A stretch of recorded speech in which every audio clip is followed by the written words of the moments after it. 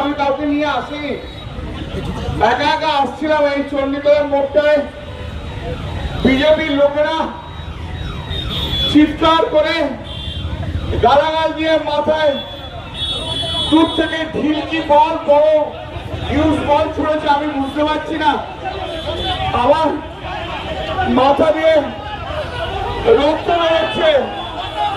আমি তা সত্ত্বেও আমি আপনাদের কাছে বলতে এসছি একটাই কথা, আমার আর বলার মতো শক্তি নেই।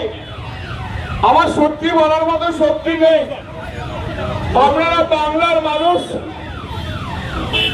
আপনারা চণ্ডীতলার মানুষ, আপনারাই বিচার করবেন যে এই যে গুন্ডাগার্দি করছে, এই যে এমপিদের দিয়ে মারছে, এটা কি ঠিক হচ্ছে? এখানে কোনো জনরোষ টনরোষ নেই। 7-8 জন লোক মিলে বিজেপির 10 জন গেরুয়া ফেটটি বেঁধে আমাদের আগের সব কর্মীদের মারধর করছিল, আর এখনো আমাকে পর্যন্ত ছাড়েনি।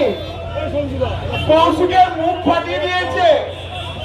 একটু আগে আমি যখন হেঁটে হেঁটে আসছিলাম, তখন একজন ভদ্রমহিলা, তিনি মোটর সাইকেল করে যাচ্ছিলেন, তার পিছনে আমাদের স্বামী ছিল।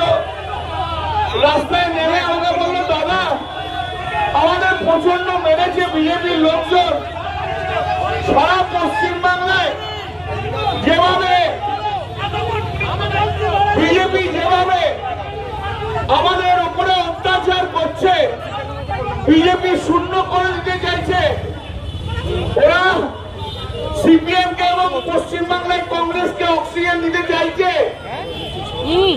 আমি আপনাদের কাছে আমি আবার এই মাইকের মাধ্যম দিয়ে আমি সারা বাংলার মানুষকে একটা জিনিসই বলতে চাই, যে আপনারা এই কর্মকে সমর্থন করছেন তো ওরা যেভাবে বিরোধীদের মারধর করছে, এমপি কে দেখলে ওপর থেকে